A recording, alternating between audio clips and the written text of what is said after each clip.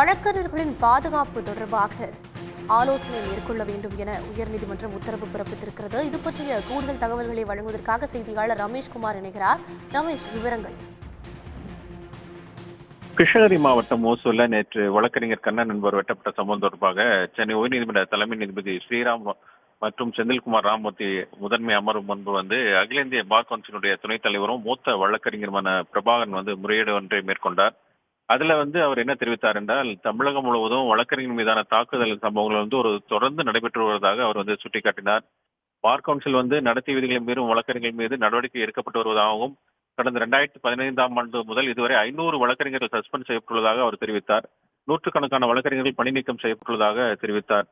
டாக்டர்கள் தாக்கப்பட்டால் உடனடியாக பாதுகாப்பு அளிக்கப்படுவதாகவும், ஆனால் வழக்கறிஞர்களுக்கு எந்த பாதுகாப்பும் இல்லை என்றும் தெரிவித்தார். சென்னை உயர்நீதிமன்றத்தை பொறுத்தவரை பல்வேறு அனைத்து நுழைவாயிலும் காவல்துறை பாதுகாப்பு அளிக்கப்பட்டுள்ளதாகவும், ஆனால் மாவட்ட நீதிமன்றங்கள் இதுபோல ஒரு பாதுகாப்போ ஒரு கண்காணிப்பு கேமராவோ இல்லை என்றும் அவர் குறிப்பிட்டார். அப்போது குறுக்கிட்ட தலைமை நீதிபதி ஸ்ரீராம் ஓசூர் வழக்கறிஞர் தாக்கப்பட்ட சம்பவம் ஒரு தொழில் ரீதியானது அல்ல என்பதும், தனிப்பட்ட காரணங்களுக்காக தாக்கப்பட்ட தெரிய வந்துள்ளதாக அவர் குறிப்பிட்டார்.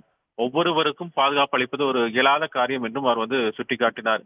இருந்த போதிலும் அந்த வழக்கறிஞர்கள் பாதுகாப்பு குறித்து தமிழக அரசினுடைய உள்துறை செயலாளர், டிஜிபி ஆகியோருடன் தலைமைச் செயலகத்தில் ஒரு கூட்டத்துக்கு ஏற்பாடு செய்ய வேண்டும் என்றும், அதுக்கான நடவடிக்கைகளை அரசு தலைமை வழக்கறிஞர் PS ராமன் மேற்கொள்ள வேண்டும் என்றும் நீதிபதி தெரிவித்திருக்கிறார்.